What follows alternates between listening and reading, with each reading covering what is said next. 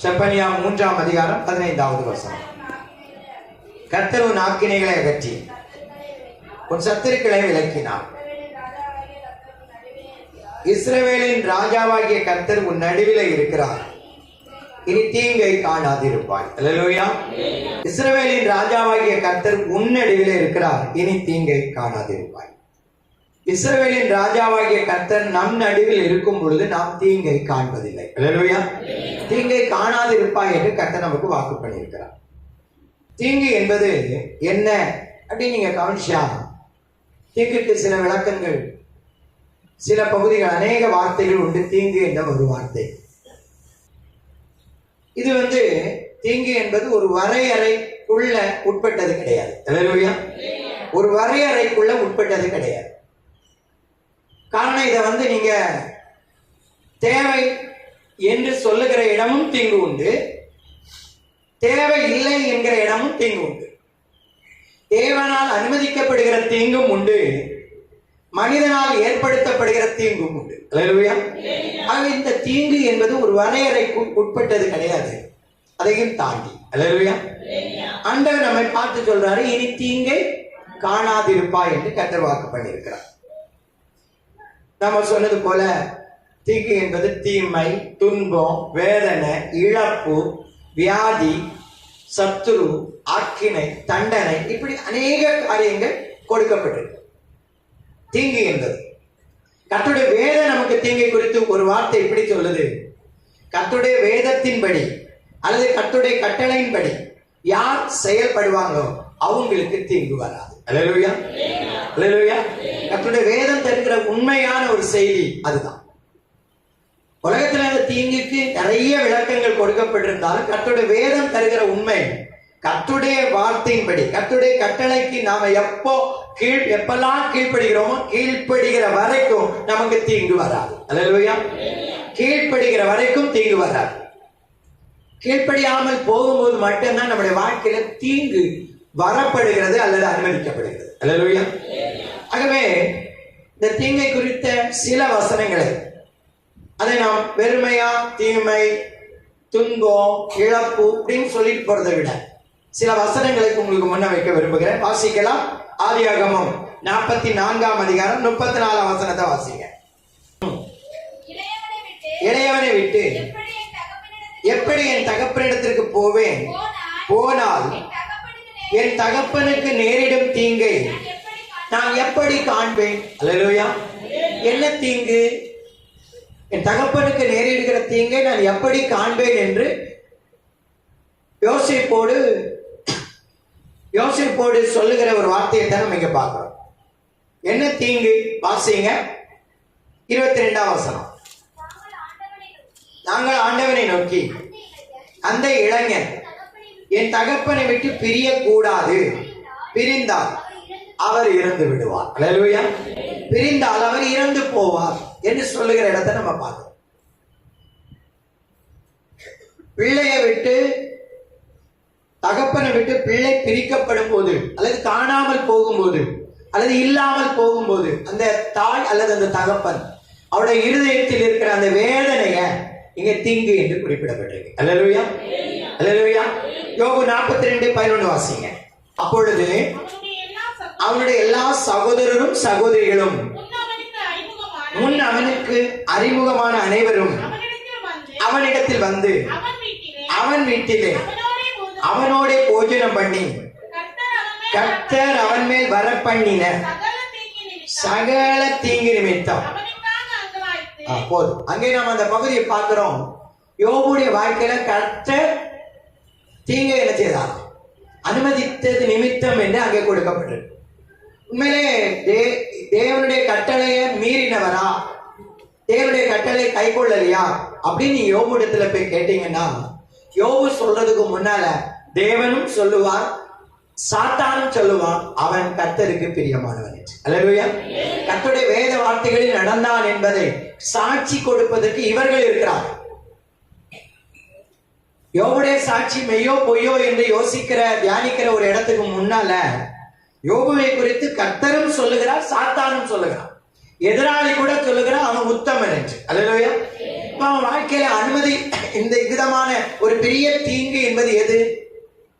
பிள்ளைகள் இழப்பு, சொத்துக்கள் இழப்பு, ஆடு மாடுகள், தனக்கு உண்டான எல்லாம் போனது மட்டும் இல்ல, தன் சரீரத்தில் இருந்த வியாதியும், இது எல்லாவற்றையும் ஒட்டுமொத்தமா சேர்த்து சொல்லப்படுகிறது தீங்கு என்று. அல்லேலூயா.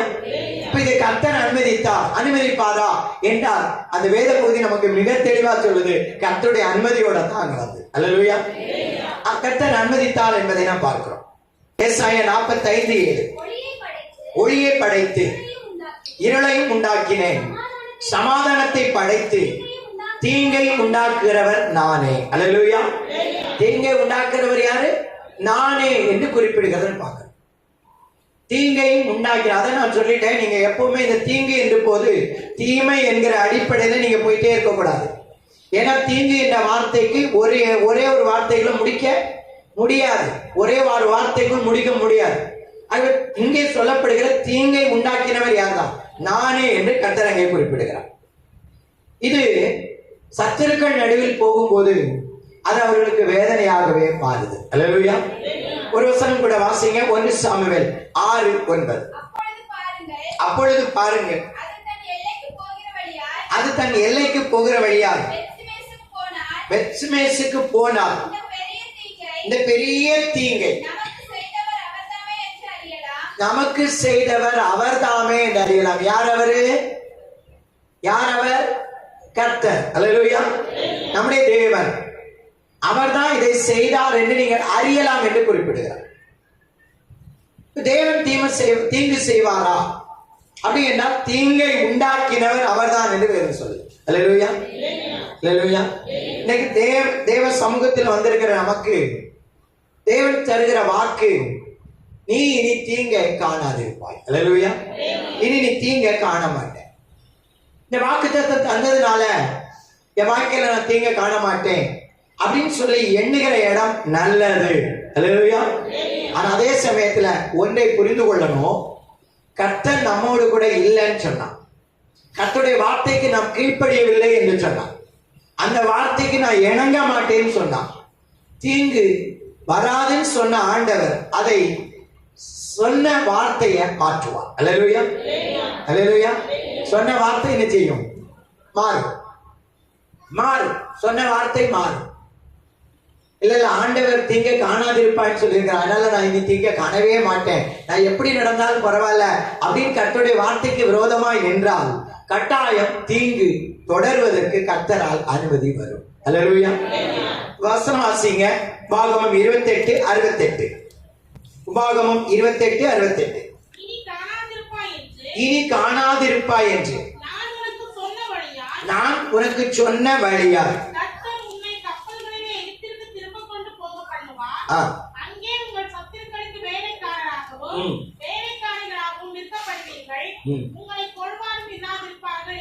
ஆமென். அல்லேலூயா. அல்லேலூயா. இனி காணாதிருப்பாய் என்று நான் உனக்கு சொன்ன வழியாகவே நான் உன்னை நினைச்சு வேணா கொண்டு போவேன். அல்லேலூயா. இது எதுல வரக்கூடிய பகுதி? கர்த்தருடைய வார்த்தைக்கு கீழ்ப்படியும் போது வருகிற ஆசீர்வாதம் அங்கே 1-15 வரை சொல்லப்பட்டிருக்கு. அல்லேலூயா. அதுக்கு பிறகு வருகிறது எல்லாமே கர்த்தருடைய வார்த்தைக்கு கீழ்ப்படியலன்னு சொன்னான், ஆண்டவருடைய வார்த்தைக்கு செவி கொடுக்கலன்னு சொன்னான், அந்த வார்த்தையின்படி செய்யலன்னு சொன்னா நான் இனி தீங்க காண மாட்டேன்னு சொன்னோம்ல, அந்த பாத வழியாகவே நான் உன்னை கொண்டு போவேன். அல்லேலூயா. அல்லேலூயா. கர்த்தருடைய வார்த்தைக்கு கீழ்ப்படியலன்னு சொன்னா கர்த்தர் கோபம் கொள்வாரா அப்படின்னு கேட்டா கட்டாயம் கோபப்படுவான். அல்லேலூயா. உபாகமம் 31:17 வாசிங்க.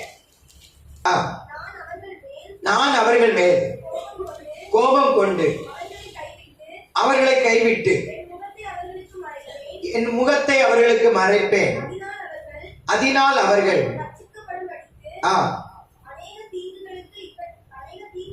அநேக தீங்குகளும் இக்கட்டுகளும் அவர்களை தொடரும்.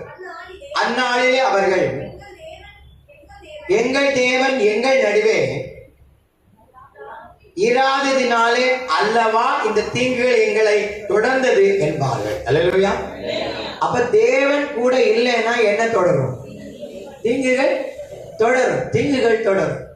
தேவன் கூட இருந்தா தீங்குகள் நம்மை விட்டு மாற்றப்படும். அல்லேலூயா. அல்லேலூயா.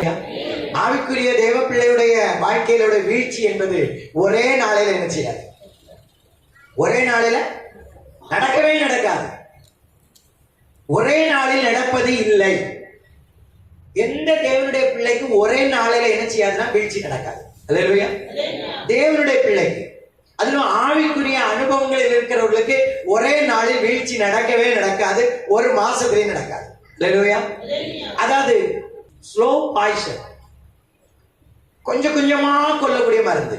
கொஞ்சம் கொஞ்சமா கொஞ்சம் கொஞ்சமா கொஞ்சம் கொஞ்சமா அது கொஞ்சமா வரும்போதே நம்ம கண்டுபிடிச்சிட்டோம் சொன்னா, நம்ம சரிப்படுத்திட்டோம் சொன்னா, ஆண்டவரை சந்தோஷப்படுத்திடலாம், நம்முடைய ஆவிக்குரிய வாழ்க்கையை காத்துக்கொள்ளலாம். அல்லேலூயா. இல்லைன்னா இது ஒண்ணுமே காக்க முடியாது. உள்ள பேசிட்டே இருப்பாங்க, கோபத்தை உள்ளுக்குள்ளேயே வச்சிட்டு இருப்பாங்க. ஒரு நாள் வரும், கோபம் வெளியே வரும். அல்லேலூயா. வெளியே வரும்போதுதான் தெரியும் அவங்களுடைய வாயினுடைய அந்த வாசனை கர்த்தரை மகிமைப்படுத்துதா தேவனை துக்கப்படுத்துதா என்பது அப்போ தெரியும். அல்லேலூயா. ஆனா சொல்லுவாங்க, என்ன சொல்லுவாங்கன்னா, திடீர்னு வந்துச்சு. அல்லேலூயா. இது நான் அப்படியெல்லாம் ஆள் இல்ல, திடீர்னு வந்துட்டு. திடீர்னு ஒண்ணு வராது, எந்த வார்த்தையும் திடீர்னு வராது. இருதயம் இன்னும் தேவனிடமா திரும்பாத பட்சத்துல வரக்கூடிய வார்த்தைகள் தான் அந்த வார்த்தை. அல்லேலூயா. அல்லேலூயா. அல்லேலூயா. தேவ பிள்ளைக்குள்ள மாற்றமும் ஒரே நாள்ல வராது. அல்லேலூயா. மாற்றமும் ஒரே நாள்ல வராது, அழிவும் ஒரே நாள்ல வராது. அல்லேலூயா. ஆவிக்குரிய அனுபவத்தினுடைய அழிவு என்பது ஒரே நாளில் வராது. கொஞ்சம் கொஞ்சமா கொஞ்சம் கொஞ்சமா கொஞ்சம் கொஞ்சமா. இதெல்லாம் தப்பு இல்லை, இதெல்லாம் தப்பு இல்லை, இதெல்லாம் ஒரு பெரிய தப்பு இல்லை, இதெல்லாம் ஒரு பெரிய தப்பு இல்லை, அந்த பெரிய தப்பு இல்லை தப்பு இல்லை தப்பு இல்லை நினைக்கிற நியாயப்படுத்தி கொண்டே இருக்கிறவை ஒரு நாள் பெரிய ஒரு பாதாளத்தின் அடிவாரத்துல கொண்டு போய் நிறுத்திடுவோம். அல்லேலூயா. அல்லேலூயா. அல்லேலூயா. தேவன் நமக்கு வாக்கு பண்ணினது உண்மை.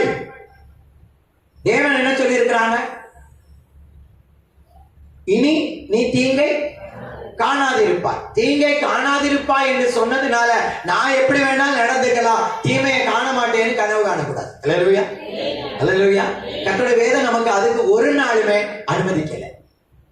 சத்தியத்தை அறிந்தவர்கள் ஒன்றே சொல்லுவாங்க, எனக்கு என் வாழ்க்கையில் இந்த துன்பம் வந்திருக்குன்னா ஒன்று நான் ஆண்டவருக்கு இடத்துல அன்பு வைத்திருக்கிறேன் என்பதை நான் ஆராய்ந்து பார்க்க என்னால் முடியும். அல்லேலூயா. உண்மையிலே நான் ஆண்டவரிடத்துல அன்பு கூறுகிறேன்னு சொன்னா இது என் வாழ்க்கையில நன்மைக்கு எதுவாக தான் இருக்கும். அல்லேலூயா.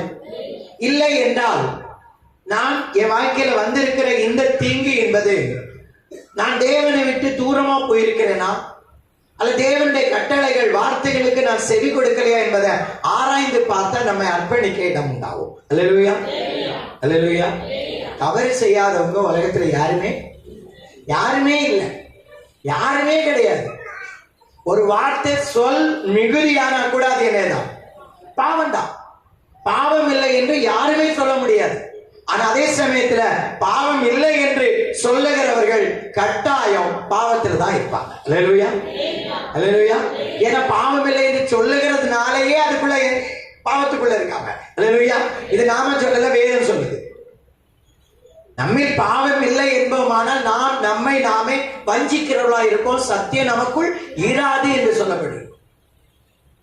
உன் ஆக்கினைகளை அகற்றி உன் சத்துருக்களை விலக்கினால் இஸ்ரவேலின் ராஜாவாகிய கர்த்தர் முன்னடிவில் இருக்கிற இனி தீங்க காணாதிருப்பாய்ன்னு சொன்னார். ஆக்கினைய தண்டனையை அகற்றினா, அப்படியே தண்டனை ஏன் வந்துச்சு?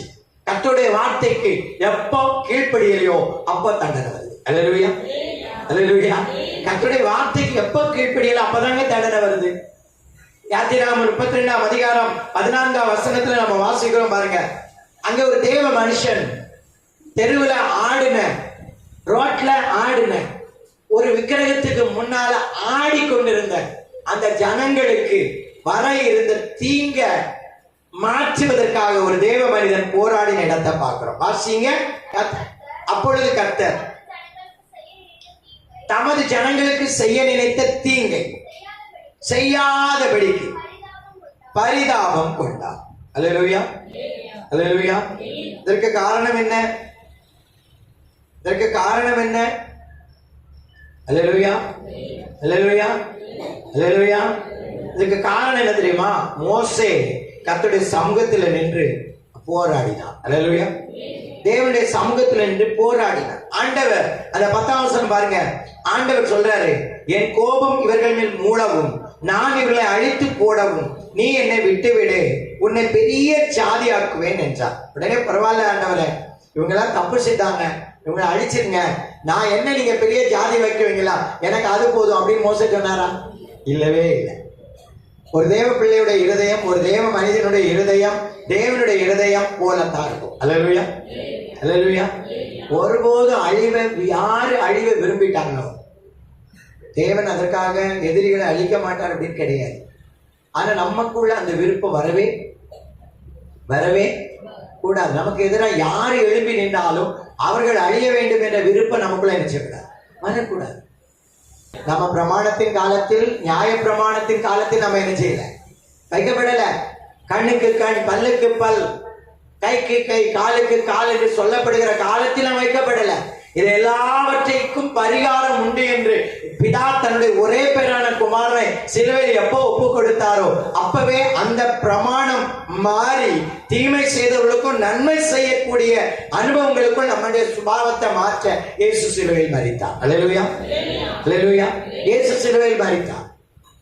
நாம் தீங்கு செய்ய வேண்டும் என்று எண்ணல, ஆனா நான் நன்மை செய்து கொண்டே இருந்தும் அவர்கள் தீங்கத்தான் தொடர்ந்து கொண்டே இருப்பாங்கன்னு சொன்னா ஒரு நாள் அவங்களை தேடி பார்த்தா காண முடியாது. அல்லேலூயா, அல்லேலூயா, அல்லேலூயா. தேடி பார்த்தா காண முடியாது. நமக்கு யாருக்கு மேலே என்ன வேண்டாம்? கசப்பு வேண்டாம், கோபம் வேண்டாம். நம்ம ஆவிக்குரிய வாழ்க்கையில இருக்கிறோம் சொல்லுகிறோம், எவ்வளவு தாழ்மைப்படுவோமோ அவ்வளவாய் கர்த்தர் சந்தோஷப்படுவார். அல்லேலூயா, அல்லேலூயா. அவ்வளவாய் கர்த்தர் சந்தோஷப்படுவார். ஆகவே நம்முடைய ராஜா, நம்முடைய தேவன் நம் நடுவில் இருக்கும் வர நாம் தீங்கை காண மாட்டோம். அல்லேலூயா, அல்லேலூயா. நம் நடுவில் இருக்கும் வர தீங்கை காண மாட்டோம். அப்ப நம்ம மனம் திரும்புதலுக்கு ஏற்ற கனிகளை கொடுக்கணும். மனம் திரும்பிட்டோம் சொன்னாங்க, அதற்கு ஏற்ற கனிகளை என்ன செய்யணும்? கொடுக்கணும், கனிகளை கொடுக்கணும். மனம் திரும்பிட்டோம் சொல்லுகிற நாம அதற்கு ஏற்ற கனிகளை கொடுக்கணும். ஆகவே மனம் திரும்புகிற போது கர்த்தர் அம்மை பார்த்து சொல்வாரு, நான் உங்கள் நடுவில் நான் இருக்கிறேன். அல்லேலூயா. சப்பரியா 3:15 வாசிக்கிறோம்ல, இஸ்ரவேலின் ராஜாவாகிய கர்த்தர் உன்னடுவில் இருக்கிறார், உன்னடுவில் இருக்கிறார், அவர் நம் நடுவில் இருக்க வேண்டும் என்கிற வாஞ்ச நமக்கு எப்போதும் இருக்கணும். அல்லேலூயா. அவர் நம்ம நடுவில் இருக்கணும். நம்ம யார் நடுவில் இருக்கிறாரு அப்படின்னு சொல்லுகிறவங்க கண்டிப்பா நமக்கு ஒரு வாஞ்சை எப்பவுமே இருக்கணும், என் நடுவில் கர்த்தர் இருக்கணும். அல்லேலூயா. மோசேக்கு அந்த வாஞ்சை இருந்ததுனாலதான் போகிற இடமெல்லாம் வெற்றியா இருந்துச்சு. அல்லேலூயா. போகிற இடமெல்லாம் வெற்றியா இருந்துச்சு, போகிற இடமெல்லாம் ஜெயமா இருந்துச்சு. இன்னைக்கு நான் இன்னொரு காரியத்தை கூட நான் உங்களுக்கு சொல்ல விரும்புகிறேன். சாந்தம், பூமியிலே சாந்த குணம் உள்ளவன் யாரு? மோசே. சாந்தம்னா நம்ம என்ன நினைக்கிறோம்? சாந்தம்னா என்ன நினைக்கிறோம்? பிள்ளை தவறு செய்தாலும் தண்டனை கொடுக்கிறவர்கள் சாந்த குணம் உள்ளவர்கள் இல்லைன்னு நினைக்கிறோமா, சாந்தம் உள்ளவர்கள் நினைக்கிறோமா?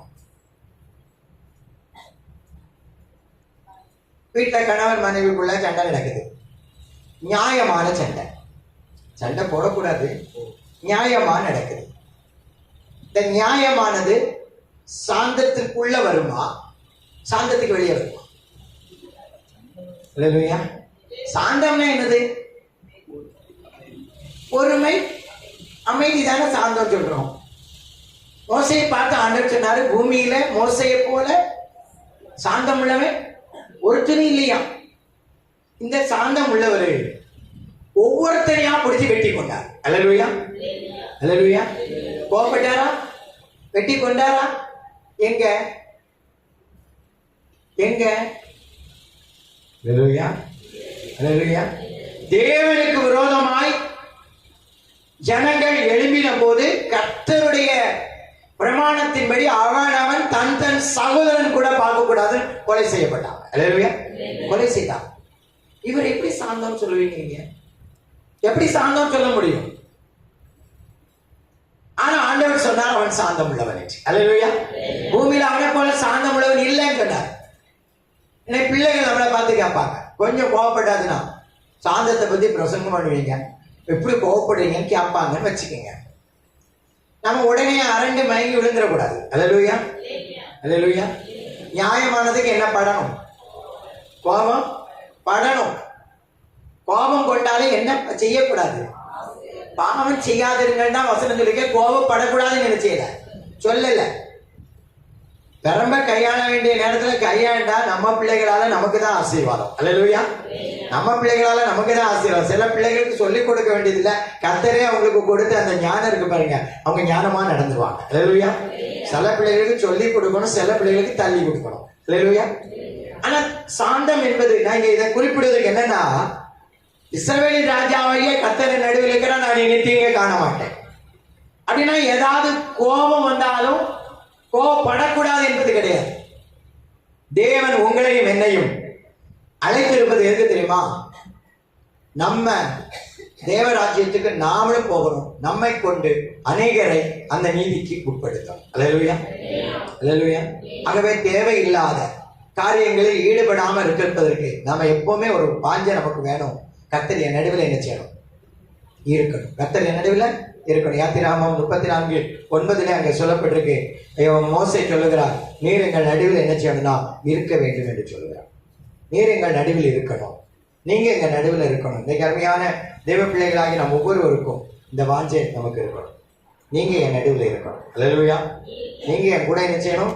இருக்கணும், என் நடுவில் இருக்கணும் என்கிற வாஞ்சை நமக்கு இருந்துச்சுன்னா நாம போகிற இடம் எல்லாம் நமக்கு அனுகூலமா ஆசீர்வாதமா இருக்கும் என்பதை நீங்கள் மறந்து போக வேண்டாம். அல்லேலூயா. அல்லேலூயா. நீங்களும் நானும் மறந்து போக வேண்டாம். கர்த்தர் நம் நடுவில் இருக்கிற வரைக்கும் நமக்கு அற்புதம் நடக்கும். அல்லேலூயா. இருக்கிற வரைக்கும் விடுதலை நடக்கும், இருக்கிற வரைக்கும் ஜெயம் நடக்கும். சத்துரு எவ்வளவு எழும்பினாலும் அவன் ஜெயிக்க போறது இல்லை. எவ்வளவு பெரிய கொள்ளை நோய்கள் நமக்கு விரோதமா எழும்பி வந்தாலும் கர்த்தர் அதன் நடுவிலும் அந்த தீங்கு நாட்களில் கூட நம்மை கூடார மறைவில் ஒழித்து வைப்பார். அல்லேலூயா. பாதுகாக்க நம்ம தேவன் போதுமானவர். ஏன்னா அவர் வல்லமை உள்ளவர், அவர் வல்லமை உள்ளவர். அருமையான தேவ பிள்ளைகளாகி நமக்கு நம்முடைய தேவன் யார் என்பதை நாம் புரிந்து கொள்ளும் போது நம் நடுவில் கர்த்தர் வல்லமை உள்ளவர் என்பதை நாம் காணுவோம். அந்த வல்லமை உள்ள தேவனுடைய கரத்திலிருந்து நாம் எதை வேண்டுமானாலும் பெற்றுக்கொள்வோம். அல்லேலூயா. அல்லேலூயா. எதை வேணாலும் பெற்றுக்கொள்வோம். இன்னைக்கு தேவனுடைய சமூகத்தில் வந்திருக்கிற நமக்கு கர்த்தருடைய வார்த்தை சொல்லுது, இனி தீங்கை காணாதிருப்பார். தீங்கை காணாம இருக்கணும்னா கர்த்தருடைய வார்த்தை சொல்லுகிறபடி நம்ம என்ன செய்யணும்? நடக்கணும். அல்லேலூயா. அவர் சொல்லி இருக்கிறார், இஸ்ரவேலின் ராஜாவாகிய கர்த்தர் உன்னடியில் இருக்கிறார், இனி தீங்கை காணாதிருப்பார்.